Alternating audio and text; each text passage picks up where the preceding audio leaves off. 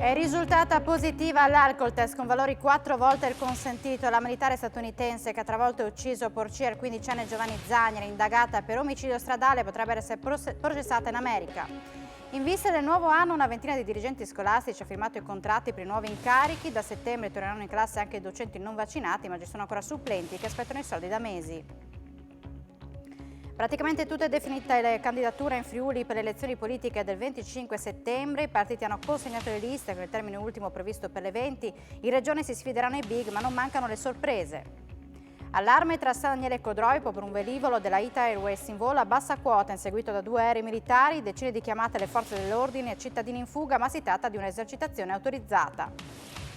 Giornata di visite mediche per Vivaldo Semedo a Roma e per El Zibue, il nuovo esterno destro è arrivato a Udine per le formalità prefirma.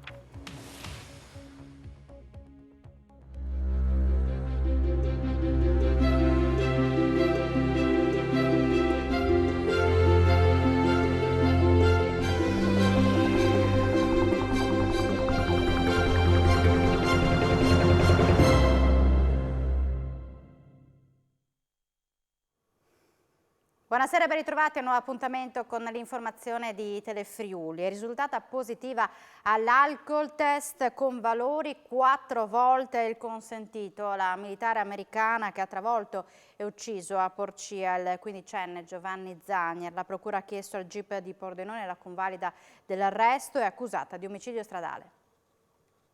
La soldatessa americana che nella notte tra sabato e domenica ha travolto e ucciso Giovanni Zanieri, il 15enne di Pordenone, falciato sulla pista ciclabile alle 2:30, mentre stava facendo rientro a casa in compagnia di alcuni amici, miracolosamente rimasti illesi. A rendere nota la positività della ventenne all'alcol test, il tasso alcolemico era di 2,09 grammi per litro, oltre 4 volte il consentito, è stata una nota della procura di Pordenone che ha indagato la donna, ora agli arresti domiciliari nella sua abitazione nella base USAF di Aviano per omicidio stradale. La procura ha chiesto al GIP di Pordenone la convalida dell'arresto, in flagranza di reato, operato la scorsa notte dai carabinieri di Pordenone. L'udienza è fissata per domani mattina. Secondo la ricostruzione degli inquirenti, la militare americana alla guida della Polo Nera, in stato di ebbrezza, ha causato la morte del giovane per imprudenza e imperizia. In particolare, da quanto stabilito dai rilievi, la ventenne, percorrendo via Roveredo in direzione Pontebana, avrebbe accelerato in prossimità della rotonda, uscendo di strada, investendo mortalmente l'adolescente. Il fatto poi che la rotonda non fosse illuminata, le luci si erano spente alle 2 per il risparmio energetico previsto dal comune, non è un attenuante, anzi, la soldatessa americana avrebbe per questo dovuto ulteriormente moderare la velocità. Resta un punto di domanda su chi processerà eventualmente la soldatessa, come ha precisato il procuratore Raffaele Tito. Al momento dell'esercizio dell'azione penale, il Ministero della Giustizia italiano può, a discrezione o su richiesta della base americana, attivare il difetto di giurisdizione e consentire così all'indagato statunitense di essere processato nel proprio paese in base ai trattati internazionali sulla giurisdizione dei militari NATO in Europa. Sull'asfalto, oltre ai fiori, resta il dolore dei tanti parenti e amici che piangono Giovanni, con le comunità di Pordenone e Porcia che si stringono al dolore della famiglia. A seguito dell'incidente stradale accaduto a Porcia, il comandante del 31esimo Fighter Wing della base USAF di Aviano, Ted Clark, ha voluto esprimere in una nota il suo sentito cordoglio e vicinanza ai familiari di Giovanni Zanieri. Rivolgiamo il nostro pensiero e le nostre preghiere alla famiglia della giovane vittima e alla comunità italiana, ha detto il generale. I comandi Fighter Wing dell'aeroporto Pagliano e Gori stanno lavorando a stretto contatto con le autorità competenti italiane. Ulteriori informazioni verranno rese note non appena saranno disponibili. Sotto accusa anche a livello nazionale la decisione di spegnere l'illuminazione pubblica nelle ore notturne che secondo alcuni avrebbe favorito l'incidente. Di tutt'altro avviso il sindaco di Valvasone Arzene, Marcus Meyermeyer, che esprime solidarietà al primo cittadino di Porcia, Marco Sartini. Marco Sartini ha fatto quello che tanti altri sindaci stanno facendo, ovvero di fronte al fatto che non ci sono sufficienti risorse, molti amministratori si sono trovati costretti a dover fare un'altra scelta, che è quella della chiusura dei punti luce nel periodo delle ore notturne. Ecco, questa è una scelta fatta con grande coraggio e con la consapevolezza della responsabilità che può derivare da tale decisione. Eppure sarebbe opportuno, proprio per evitare e sterilizzare le polemiche, che ci sia un provvedimento governativo che accompagni questa scelta da parte delle amministrazioni comunali, perché o da un lato si trovano le risorse, quindi si fa in modo che i comuni abbiano le risorse per far fronte agli aumenti costanti del costo dell'energia, oppure bisogna fare un'altra scelta, ovvero quella di seguire l'esempio di altre realtà come gli stati del nord, dove ormai da lungo tempo per provvedimento governativo le luci vengono comunque spente. Anche a lampioni accesi temo che l'epilogo che c'è stato a Porcia non avrebbe avuto sorte diversa. Chiusi 2 centri benessere a Lignano Sabbiadoro per la mancata certificazione di alcuni generi alimentari. La chiusura è stata disposta dal comune lignanese a seguito dei controlli operati la scorsa settimana dal nucleo Carabinieri Antisofisticazione e Sanità di Udine. 2 centri benessere di Lignano Sabbiadoro sono stati pizzicati a vendere alimenti senza l'esposizione dei relativi permessi. Per questo motivo, a seguito dei controlli operati la scorsa settimana dal nucleo Carabinieri Antisofisticazione e Sanità di Udine, il comune ha disposto la chiusura delle 2 attività per la mancata presentazione della segnalazione certificata. Proseguono i controlli dei carabinieri nella località balneare friulana rinforzata con i militari inviati dal comando di Udine e dal comando generale dell'Arma. Nell'ultimo mese, attraverso gli oltre 250 servizi di pattuglia, sono stati sottoposti a controllo oltre 1000 veicoli, identificando più di 2000 persone. Sono state rilevate 43 violazioni al codice della strada e tra queste sono stati 11 gli accertamenti di guida in stato di ebbrezza alcolica e 4 per guida sotto l'effetto di stupefacenti. I carabinieri della stazione hanno inoltre individuato e deferito in stato di libertà una coppia di giovani padovani, i quali in un esercizio commerciale avevano asportato uno zaino contenente denaro contante e un iPad di proprietà dell'esercente, recuperando e restituendo l'intera area furtiva. Infine, i militari hanno arrestato un cittadino albanese 33enne, già noto alle forze dell'ordine, il quale, già espulso dal territorio nazionale il 4 giugno scorso, aveva fatto illegalmente rientro in Italia. Un turista tedesco è stato investito mentre andava in bicicletta da un'auto condotta da un italiano a Lignano Sabbiadoro. L'incidente si è verificato questa mattina attorno alle 10 in Valle Europa. Il turista non ha riportato ferite gravi ma ha chiesto l'intervento dei sanitari. È stato trasportato in ambulanza al pronto soccorso della località balneare. Sul posto per accertamenti è intervenuta una pattuglia della polizia locale. Resta ancora in condizioni gravi il bambino di 2 anni e mezzo investito ieri mattina a Lignano Sabbiadoro. Il piccolo, di origine vietnamita, si trova ricoverato all'ospedale di Udine per il forte trauma cranico subito. L'incidente è avvenuto in via dei Platani poco dopo le 9, indagini ancora in corso da parte di polizia locale e carabinieri. Una coppia di turisti spagnoli con Labrador al seguito è stata soccorsa a quota 1900 metri mentre tentava di raggiungere Forcella dell'Inferno nelle Dolomiti friulane. Il quindicenne e la sua compagna di 42 anni avevano sbagliato percorso deviando dal sentiero principale che parte dal rifugio Fleibam Pacherini. Si sono così trovati bloccati su alcune rocce, impossibilitati a muoversi a causa della presenza di alcuni ripidi ghiaioni scivolosi. Da qui la chiamata al 912, l'invio dell'elicottero della protezione civile di una squadra composta dagli uomini del soccorso alpino e della Guardia di Finanza. Una volta individuate, i 2 bei circani sono stati calati con le corde in sicurezza fino al punto di decollo, dopodiché la coppia è stata imbarcata e trasportata a valle assieme al cane. Durante le operazioni di controllo documentale effettuate in uscita dal territorio nazionale, personale della Polizia di Frontiera Marittima e Aerea dei Ronchi dei Legionari ha arrestato un cittadino rumeno di 31 anni. L'uomo è in procinto di imbarcarsi su un volo diretto a Londra, è risultato destinatario di un ordine di carcerazione emesso dalla Procura di Torino per reati connessi all'indebito utilizzo, falsificazione e alterazione di carte di credito commessi nel 2013, con una pena residua da espiare di 1 anno e 7 mesi di reclusione. Sconcerto e agitazione questo pomeriggio nella zona tra Codroipo e San Daniele per un aereo di linea che volava molto basso sopra le case, seguito da 2 velivoli militari. Scongiurati timori per avarie o addirittura un dirottamento, si trattava di attività addestrativa programmata.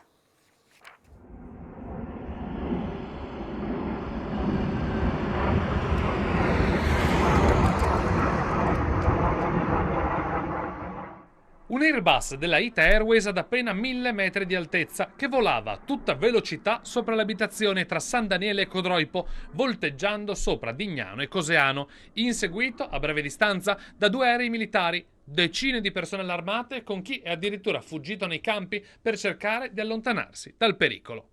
Una scena da film che però si è trasformata in realtà nei cieli friulani. Ma niente di rottamento o neanche una avaria, una semplice esercitazione, hanno fatto sapere dalla base aerea di Rivolto, da cui a turno decollavano gli aerei che accompagnavano il grande velivolo. E proprio vedere al seguito dell'ITA Airways 2 MB339, normalmente utilizzati dalle Frecce Tricolori, ha alimentato anche altre teorie, come ad esempio una trovata pubblicitaria per sponsorizzare la neonata compagnia di bandiera azzurra. Teoria a parte, resta tanta paura nei cittadini che si sono visti passare a poche centinaia di metri sopra la testa il grande velivolo, con decine di chiamate a polizia, carabinieri, vigili del fuoco e ogni altra autorità per avvisare dell'aereo senza nascondere i propri timori. Dopo un'ora e mezza di volo circolare, con diversi cambi alla scorta, l'aereo è ripartito per Roma, tornando ad un'altitudine normale e atterrando senza problemi sulle piste della capitale.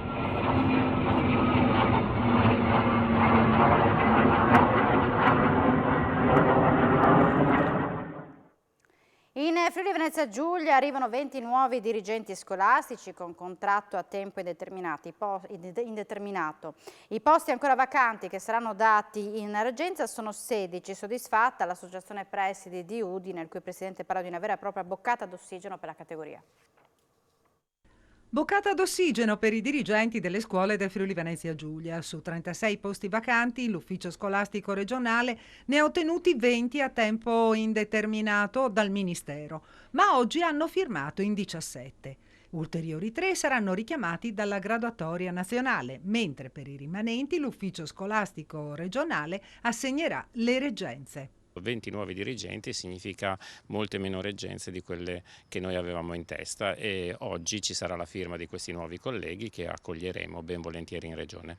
In provincia di Udine ci sono 9 reggenze da assegnare, una temporanea in realtà, nel senso che la titolare rientrerà in corso d'anno, però diciamo che questi numeri sono abbastanza la fisiologia degli ultimi anni. La direttrice regionale ha fatto una scelta che noi condividiamo, che è quella di assegnare dei dirigenti titolari laddove le situazioni di complessità o il pregresso periodo di reggenza abbia determinato situazioni di criticità. Quindi questa è una scelta che noi approviamo. Domani scade il termine per i dirigenti che invece vogliono presentare la domanda di reggenza e nei prossimi giorni verranno assegnate, speriamo a domanda, e quelle che non saranno coperte a domanda saranno coperte con assegnazione d'ufficio da parte della direttrice regionale. Come si presenta il prossimo anno scolastico che ormai è alle porte? Dal punto di vista della gestione dell'emergenza sanitaria, che è quella che ci ha un po' condizionato negli ultimi 3 anni, le misure che attualmente attueremo sono delle misure, come dire, ordinarie, salvo che nel corso d'anno non aumentino i dati sui contagi e quindi si ritornerà a distanziamento, mascherine e quant'altro. Però l'inizio insomma, sarà abbastanza soft e speriamo abbastanza sereno. Rientreranno in servizio anche tutti i docenti che erano stati destinati ad altre mansioni perché decade l'obbligo vaccinale. Una storia che fa riflettere su come lo Stato non sia celere nel pagare chi lavora. È il caso di Carolina, un'insegnante che attende di aver pagate le mensilità di maggio e giugno, ma non si tratterebbe in regione di un caso isolato. Un mese fa il sindacato UIL Scuola aveva segnalato situazioni analoghe. La mia esperienza nasce a dicembre del 2021. Io sono libera professionista e progetto e conduco atelier artistici nelle scuole. Però a dicembre scelgo di inviare la MAD, la messa a disposizione, nei vari istituti scolastici di Udine e non.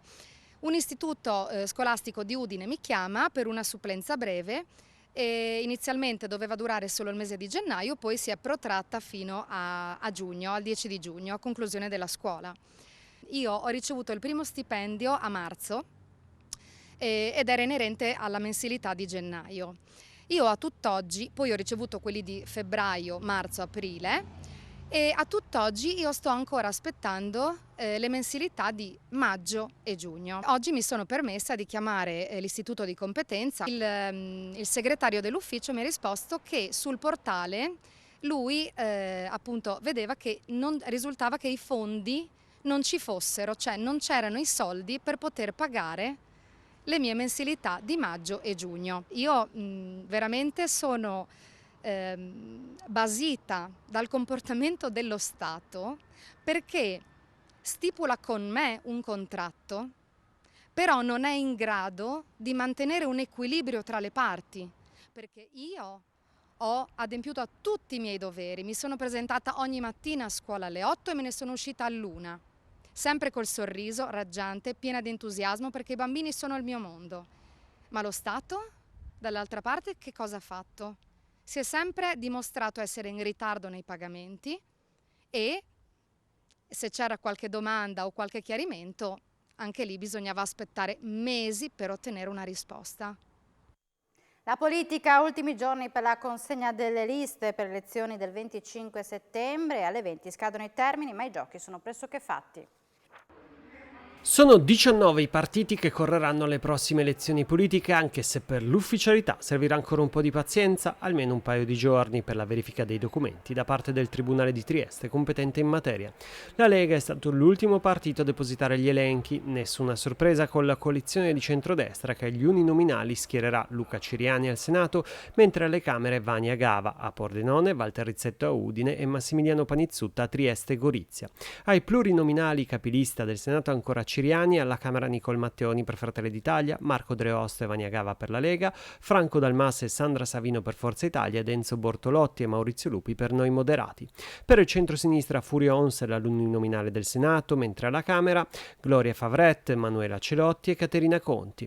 Nelle liste plurinominali per il PD, capolista Tatiana Roiz al Senato e Deborah Serracchiani alla Camera, mentre per Verdi e Sinistra rispettivamente Tiziana Cimolino e Serena Pellegrino. Della coalizione fa parte anche Impegno Civico, che non ha voluto fornire nominativi. Azione e Italia Viva confermano Giuliano Casteneto, Teresa Tassan Viol, Sandra Telesca e Daniela Rossetti negli uninominali e nel listone Nicola Turello al Senato ed Ettore Rosato alla Camera. Il Movimento 5 Stelle conferma invece Stefano Patonelli, capolista anche al plurinominale, Luca Sutta a Pordenone e anche lui capolista, mentre Cesidio Antidomi a Udine e Adriana Panzera a Trieste e Gorizia. Hanno consegnato liste anche il Movimento Novax Vita, Italia Sovrana e Popolare, Unione Popolare che fa riferimento a De Magistris, Partito Pensiero Azione, i Gilet Arancioni, Noi di Centro, di Mastella, Forza Nuova, ma solo alla Camera, per l'Italia con Paragone, Più Europa e Destre Unite, ma solo al Senato. Aggiornamento dei dati Covid, nelle ultime 24 ore si sono registrati nella nostra regione 189 casi di contagi emersi da 1510 tamponi tra molecolari antigenici, 4 le persone ricoverate in terapia intensiva, 195 quelli in altri reparti, un decesso avvenuto in provincia di Udine. Ed ora andiamo a Trieste, dove i sindacati questa mattina hanno tenuto una riunione per organizzare la grande manifestazione di inizio settembre, da un lato per difendere la Varsila e dall'altro la deindustrializzazione di Trieste. Una maxi manifestazione per sensibilizzare il governo sulla situazione della Varsila, coinvolgendo però tutta Trieste e tutte le categorie economiche. Le sigle sindacali di CGIL, CISL e UIL e le relative collegate FIOM, FIM e WILM hanno tenuto questa mattina una riunione con le RSU dei lavoratori della società finlandese per fare il punto. Al momento, spiega Marco Relli della FIOM, l'obiettivo è spingere l'azienda a ritirare la procedura di licenziamento e per questo come sindacati abbiamo presentato anche ricorso al Tribunale per comportamento antisindacale. La manifestazione potrebbe essere organizzata il 3 o il 10 settembre, ma si sta attendendo una conferma dai vertici nazionali di sabato per avere quante più persone possibile in stile festa del 1° maggio. La deadline è quella del 14 settembre, non per le elezioni politiche, ma perché sono i 2 mesi oltre i quali l'azienda, in questo caso la Varsila, può presentare il piano aziendale con i licenziamenti e la conseguente presa d'atto dei sindacati, senza poi troppi margini di trattativa, con i conseguenti 450 licenziamenti e le ricadute sull'indotto che porterebbero ad ulteriori 400 disoccupati. L'obiettivo è di estendere comunque la partecipazione alla maxi manifestazione a tutte le categorie economiche, in modo anche da difendere l'industria di Trieste che ormai sta scendendo sotto l'8% a fronte di una media del 20% della manifattura a livello nazionale.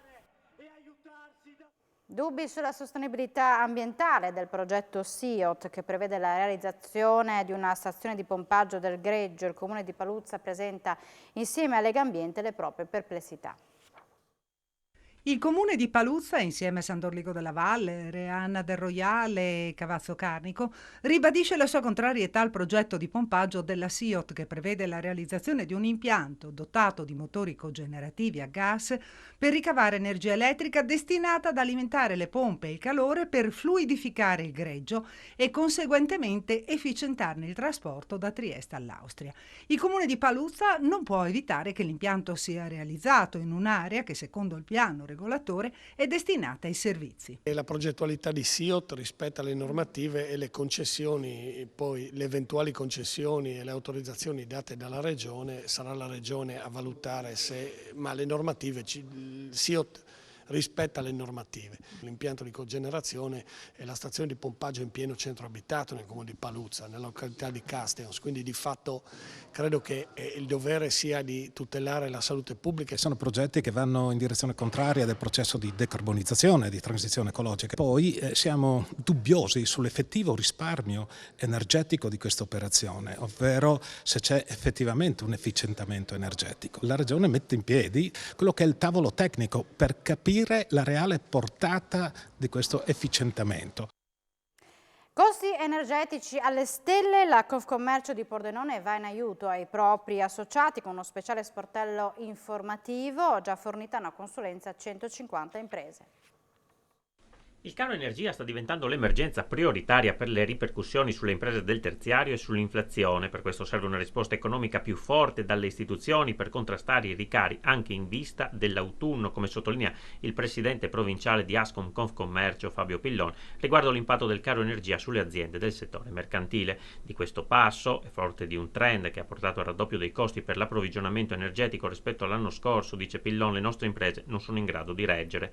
Di fronte a queste prospettive che non danno segni di miglioramento, l'associazione del Friuli Occidentale, per venire incontro alle esigenze dell'imprenditoria locale, si è attivata con un servizio di consulenza che affiancherà le imprese nella valutazione delle bollette e delle molteplici offerte che vengono proposte alle categorie.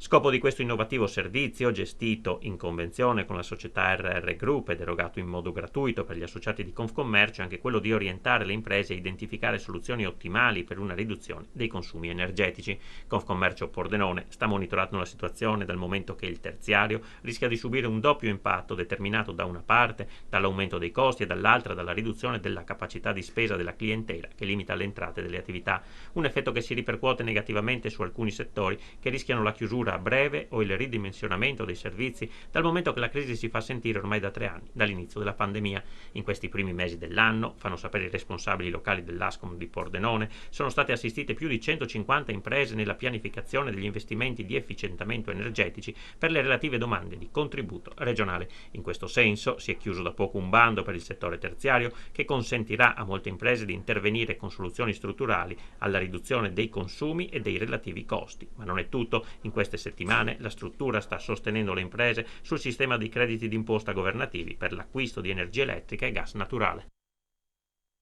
Grado chiama, i consorzi di bonifica rispondono, attraverso il Fondo Gorizia saranno apportate migliorie all'impianto irriguo del territorio.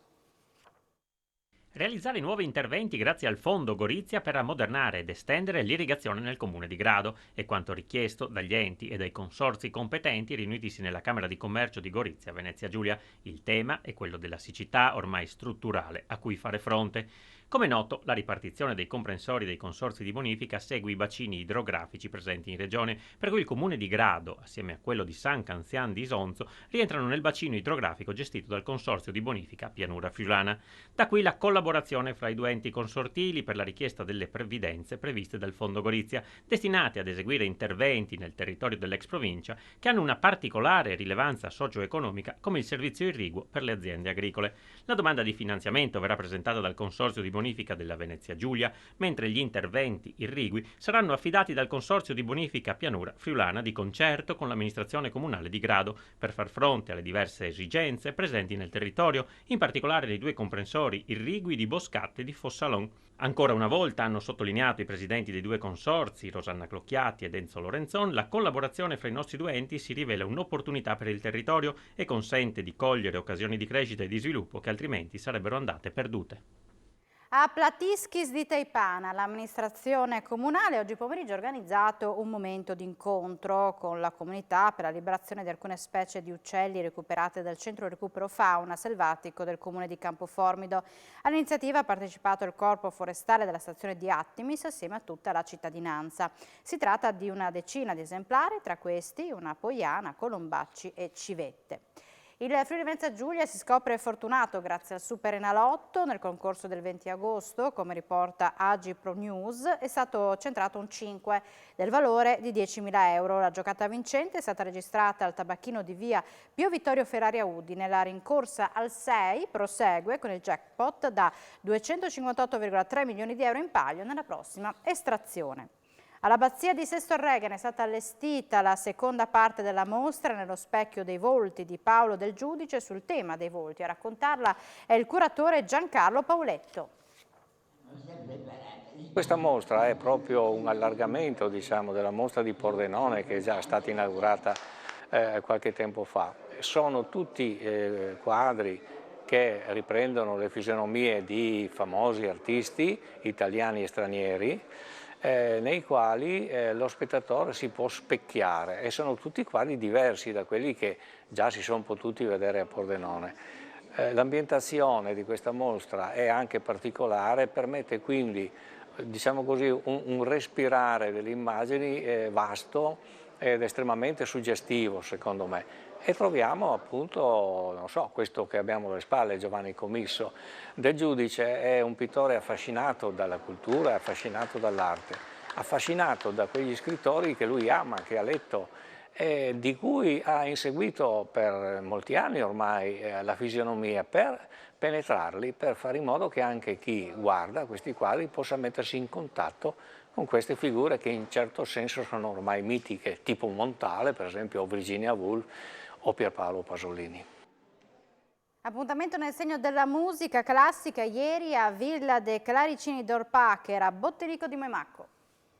Domenica in musica a Villa de Clarcini d'Orpacher di Bottenico di Moimacco, dimora seicentesca alle porte di Cividale con il concerto del Trio di Genova. Ensemble composta da Vittorio Costa Balossi al pianoforte, Veronica Nosei al clarinetto ed Andrea Bellettini al violoncello. Un appuntamento nel segno della musica da camera classica con esecutori da tempo impegnati in un'opera di valorizzazione del repertorio per trio con clarinetto, con esplorazione del consistente corpus di opere poco conosciute assieme a noti capolavori. Un paziente lavoro di ricerca approdato ad un catalogo di oltre 600 composizioni originali con un centinaio di trascrizioni a costituire il più probabile archivio più completo oggi esistente con repertorio che spazia dal Settecento alla musica contemporanea.